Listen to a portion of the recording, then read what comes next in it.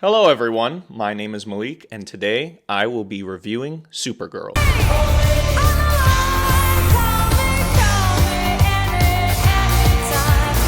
Starting off with my non-spoiler thoughts, it has a very basic plot and it's very predictable, which isn't the worst thing in the world, but I know people will be expecting more and I know I expected more.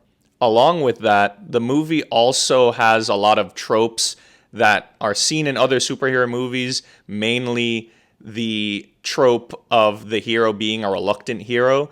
So things are going to kind of seem more familiar. The fight scenes in this movie are very fun. There's some off CGI and green screen, but overall a good time. I think that the cast did great for what they were given.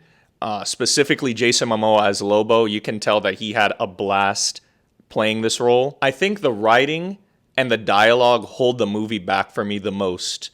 There are moments with the dialogue where the film seems to think that the audience is kind of dumb and doesn't understand what's happening. I'll get into more specifics during the spoiler section. The characters don't really have a ton of nuance to them. What you see is kind of what you get. Prem of the Yellow Hills is a very forgettable villain. Most times I enjoy a villain to have some depth, but in the context of this movie, I didn't mind it as much. He is a driving force that moves the plot along, but the plot did not call for a villain to have the depth of like a Thanos or a Joker or anything like that. I really enjoyed the flashback scenes that showed Kara on Krypton/Argo City. The emotional beats with her father as well as the emotional beats with Kara and Ruthie hit really well for me, but I really wanted more of that emotional impact throughout the rest of the movie and it kind of fell flat. And that basically does it for my non-spoiler section. So moving on to the spoilers. So this is your spoiler warning. If you haven't seen the movie, click off now, come back after once you've seen it. And the big joke is there's really not much to spoil. Like I said, the movie is very basic. The plot is very basic and predictable. So if you've seen the trailer, you kind of understand the gist of what's going on. You see that Krem infects Krypto with some sort of poison. Kara goes after him to get the antidote. Ruthie's coming along because Krem killed her family for revenge. Bim bam boom. They get the antidote, save Krypto, the day is saved. There's really not much more to it than that. The only thing that I can think of that's really spoiler-like is there's more Superman in this movie than I thought. Obviously, David Cornsweet is shown in the promotional footage for the movie. He's in some of the trailers. He's in quite a few more scenes. I wouldn't say that he's integral to the plot or anything, but he was in it a few more times than I thought he would be, which was a pleasant surprise because David Cornsweet is a fabulous Superman. Primarily in this section, I wanted to touch on the dialogue and the writing of the film. First thing with the dialogue, and it's something that I've had an issue with throughout all of the DCU movie/TV shows, is that because James Gunn has decided that this universe is already lived in, which is completely fine, but because of that, there is some context that needs to be provided to the audience. And with that, the dialogue sometimes comes across like a little bit too exposition heavy and not natural when the characters are talking to one another. So, for instance, in this movie, there's a sequence where Supergirl and Ruthie are on like a spaceship bus that's taking them to, another planet.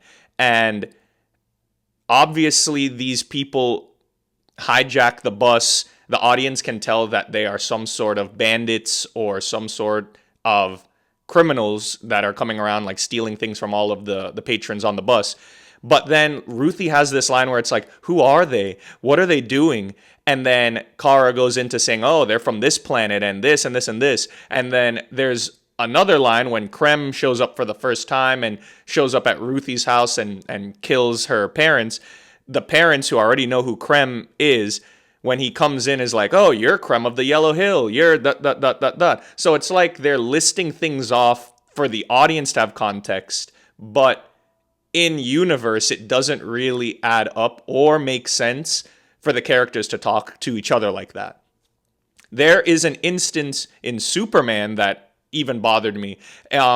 early on in the movie when Lex Luthor and all of his cronies are at their headquarters, and Lex Luthor's calling out his 1A and 2B and whatnot.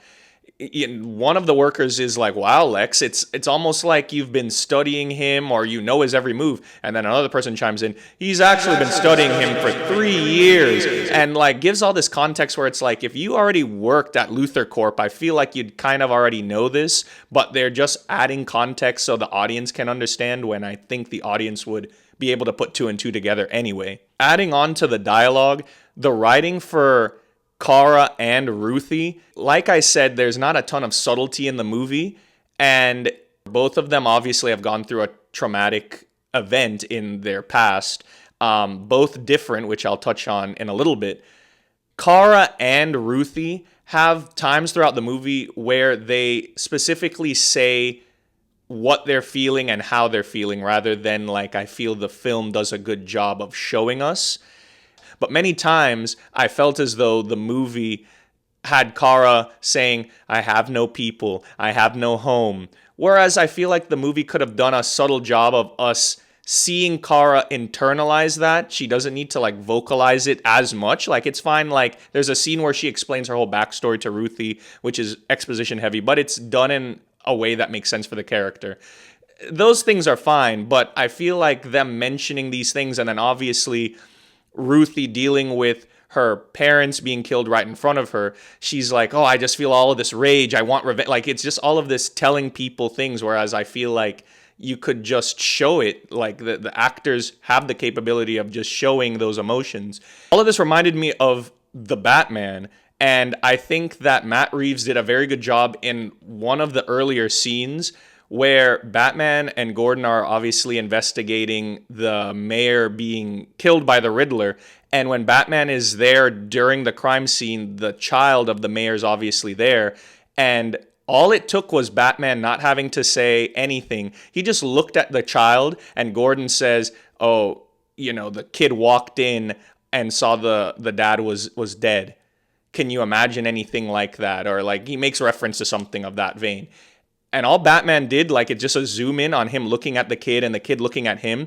And us as the audience already know why Batman does what he does and what he's gone through. Batman in that scene did not need to say, "I too have lost my parents," and go into a whole thing. Like, just the scene showing him looking at the kid does all it needed to do. And I wanted more of that subtlety in this movie, but it kind of hit you over the head with some of those themes. The last thing in somewhat of the spoiler section I wanted to touch on is what I mentioned before of, obviously this film is very much a Kara and Ruthie relationship movie.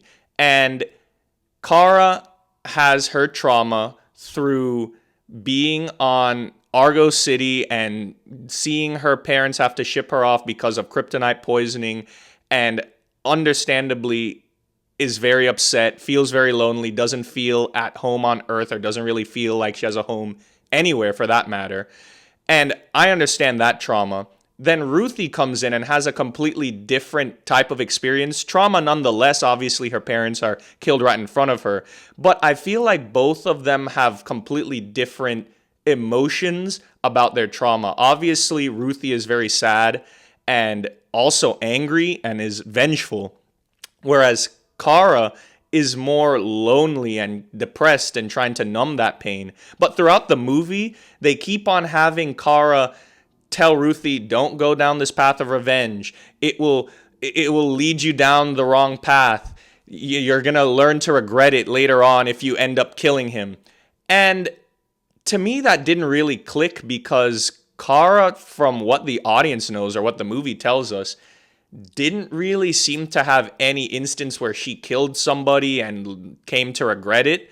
And I wish that maybe the movie would have fleshed that out more. Like, if Kara has done some stuff she has regretted due to her trauma and her being so depressed, that would have made for more of an interesting connection between her and Ruthie. But she constantly is telling her, "Hey, don't go down this path. Don't be like this."